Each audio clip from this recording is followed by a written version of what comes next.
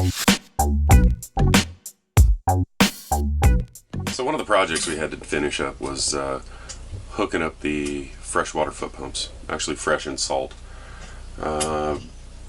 Somehow in the mix I deleted all the footage off of one of the SD cards, so now I'm just going to go back through and explain what I did rather than show you. These two lines come together. One is suction side off of each tank. Right now we're on the aft tank, and this line goes to the pressure pump. This is the suction side of the pressure pump. So after these two lines, after these two tanks tee together, I cut in another T with an adapter to some flexible hose, and then that comes up through the floor and into the foot pumps. So these are the foot pumps that came with the boat. This is the location where they were set up. I want to build a shelf inside here to raise everything up off the floor, or at least cover up the pumps and plumbing and whatnot. It pumps on the inlet and outlet stroke. So one's salt, one's fresh, but they've both been rebuilt. They're both rebuilt whale pumps. So new gaskets, diaphragms, everything's been cleaned, everything's been scrubbed and scoured with vinegar. We rebuilt these things like 4 years ago. So I'm sitting in our head right now as part of that foot pump project where I installed the galley foot pump and then deleted all the video of that process. Just ordered a new whale, another foot pump. This one's a left-hand foot pump. So it's got the pump on this side and the discharge on this side. I got to put this thing inside the head and plumb it up to the faucet that we already have installed in the sink. This one ain't going to be fun because it goes under the toilet pedestal. The way it sits, I raised it up on a platform when we installed the new Levac toilet a long time ago. In order to be lazy and not disconnect all the plumbing, I'm going to try and see if I can squirrel this pump in. So what we're looking at here is installing this thing under here, far enough back that it doesn't interfere with the platform. And they also put this weird little thing right here on top. The old pumps didn't have that. I've got to drill a hole through the side of the cabinet, and the hull slopes up like this in a curve. I got to drill through, continue the plumbing down in here. These two old holes were from the old plumbing that came from the old foot pump, and then basically route it through. I built this shelf a long time ago so we could just forget about that ugly spot down there. But that ugly spot is where we got to put the plumbing.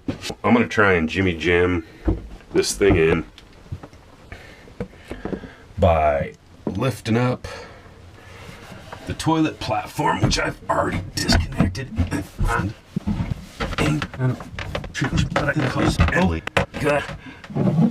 Hopefully I can drill the appropriate holes with the paper template that I made. Made a paper template. Drill a hole through the side here to run the plumbing, and then chase it through this cavity in the cabinet underneath the shelf and up to the appropriate discharge and intake points. So as you can see, I've got my holes there with my little arrows on them. I got to drill 4 holes for number 6 screws to bolt this thing down. Wow, this is gonna be tricky.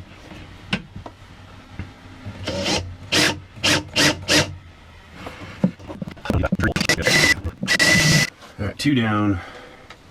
Now I gotta do the back ones. So the outside diameter of the tubing is 3/4 of an inch. Inside's 1/2 inch. So 2 tubes have to pass through this hole. The OD is 3/4 of an inch. 3/4 plus 3/4 is 1.5 inches. So when I get the back ones installed, I'm going to check the height. As you can see, I'm almost there. Maybe just a little bit more.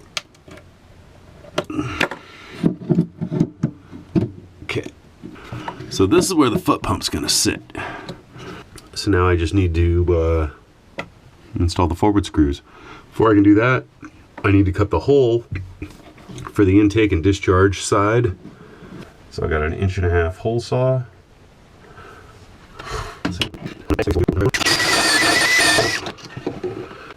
So I got the hoses labeled, arrow in,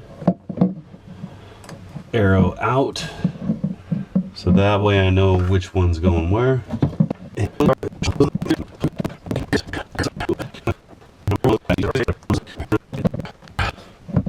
Inlet and outlet of the foot pump plumbed. Shove it back through. Get her all lined up where it's supposed to go.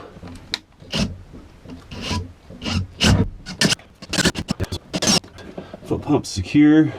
So just before the camera battery died, I cut off the hose and tied it to the foot pump nozzle that comes out the top of the sink. So I got that all set and ran the other hose, the intake hose, down through here, and it exits under the port side settee.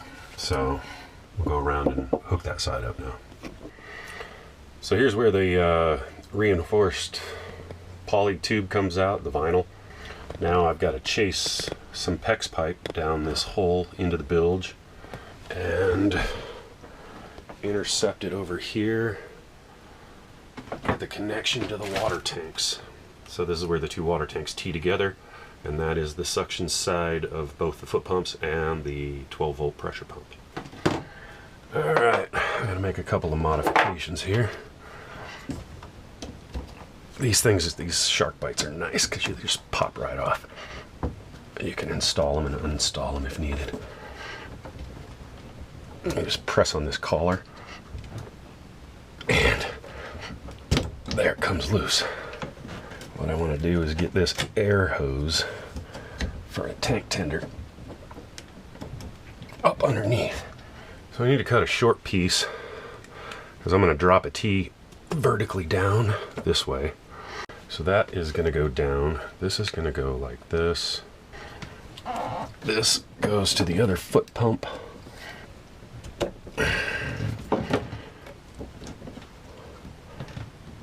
That goes like that. So now, I'm not sure if you can see the 90 at the bottom. Now I just take this piece. It's a little bit of a mess down there, but this is the 90. And that'll go off to the forward head foot pump. Goes through here, through the bilge, up underneath the settee. Now I just got to cut it off.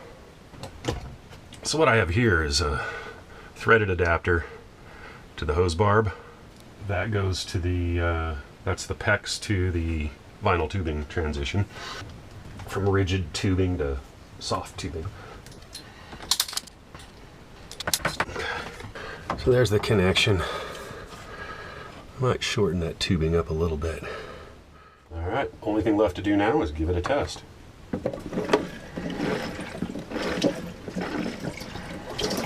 All right, we got our freshwater foot pump in the head installed.